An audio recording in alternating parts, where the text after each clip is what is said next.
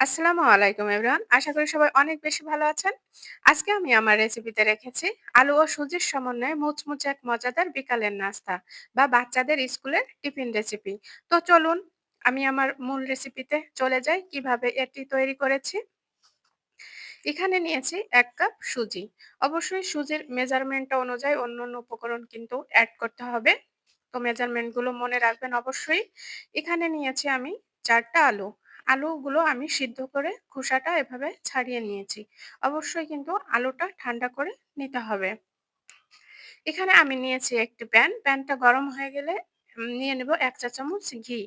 আপনারা ঘিয়ের পরিবর্তে সাদা তেলটাও ব্যবহার করতে পারেন। তবে ঘিটা দিলে কিন্তু এই আলু সুজির পাকোড়াটার ফ্লেভারটা অনেক সুন্দর আসবে এবং খুব একটা মিশ্রণ ভাব চলে আসবে।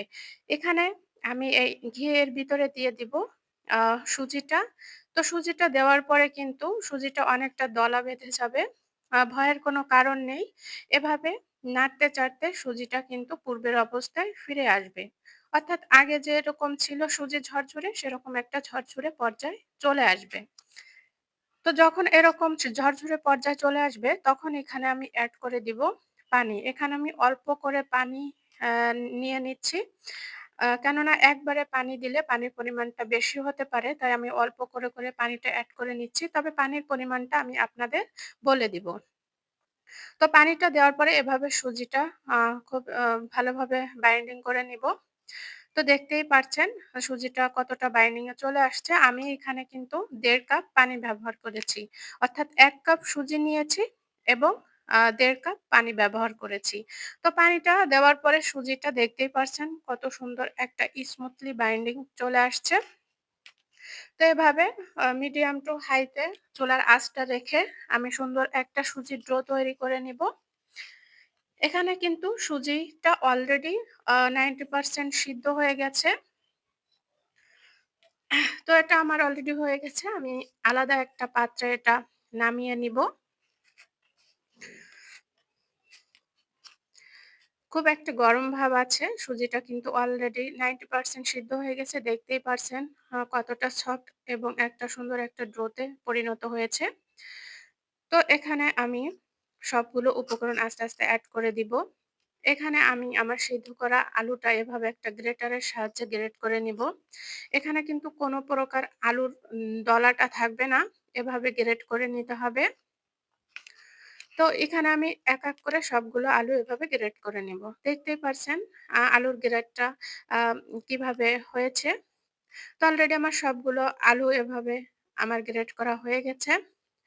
আলুটা দেওয়ার পরে এখানে আমি যাবতীয় সব উপকরণ এখন এড করে দিব। এখানে এড করে দিয়েছি স্বাদমতো লবণ, এড করে দিয়েছি জিরার গুঁড়া এবং এড করে দিয়েছি সাদা গোলমরিচের গুঁড়া ১ চামচের কম। অর্থাৎ এখানে চামচটা ব্যবহার করছি এর ১ চামচের কম। এখানে নিয়েছি ১ চামচ শুকনা মরিচের ফ্লেক।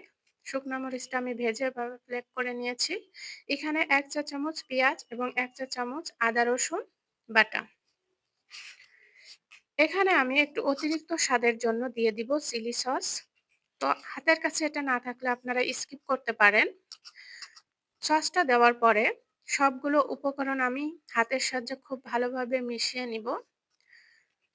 প্রত্যেকটা উপকরণ আমি আলু সিদ্ধ এবং সুজির মধ্যে খুব ভালোভাবে মিশিয়ে নিব।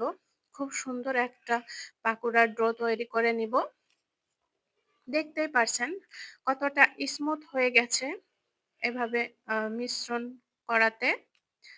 তো এভাবে আমার মেশানো হয়ে গেলে এটা আমি জাস্ট ৫ মিনিটের জন্য রেস্টে রেখে দিব।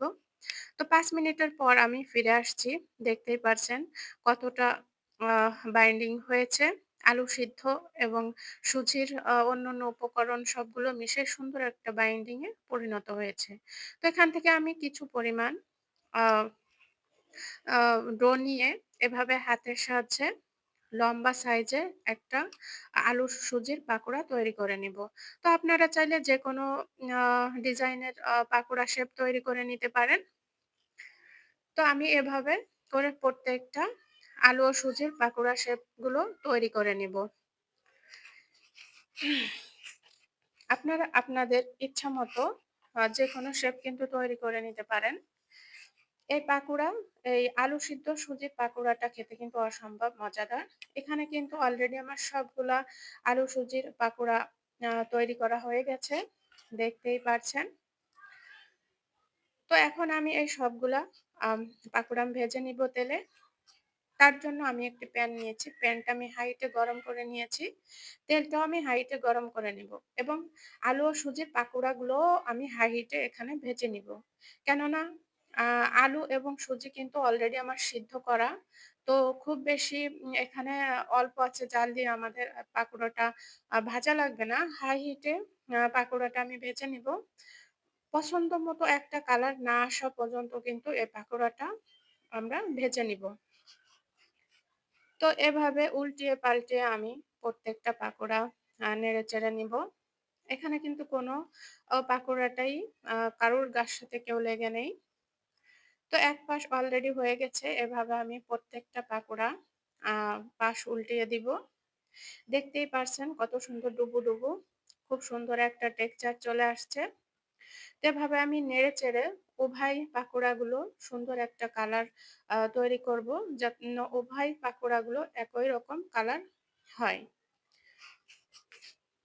তো এভাবে সুন্দর মতো একটা কালার আসা পর্যন্ত ভেজে নিব। অলরেডি আমার পাকোড়ার সুন্দর একটা কালার চলে আসছে।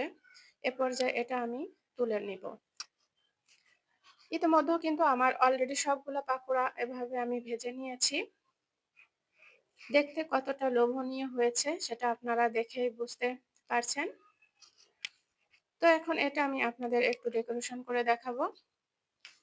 এই তো আমি ডেকোরেশন করেছি। এভাবে একটু সস দিয়ে। এখানে আমি টমেটো সস নিয়েছি। আপনারা এখানে যেকোনো আপনাদের ইচ্ছামতো সস নিতে পারেন। এভাবে সস দিয়ে গরম পরিবেশন করবেন বিকালে। দেখবেন যে খেতে কতটা মজাদার এবং টেস্টি হয়। এই রেসিপিটা শুধু যে বিকালের নাস্তা সেটা নয়, এটা বাচ্চাদের স্কুলের নাস্তা হিসেবেও কিন্তু দিতে পারেন। অবশ্যই বাচ্চাদের টিফিনে দিলে বাচ্চারা খুব আনন্দ সহকারে এই রেসিপিটি খেতে পারবে। সবাইকে আল্লাহ হাফেজ। সবাই অনেক বেশি ভালো থাকবেন।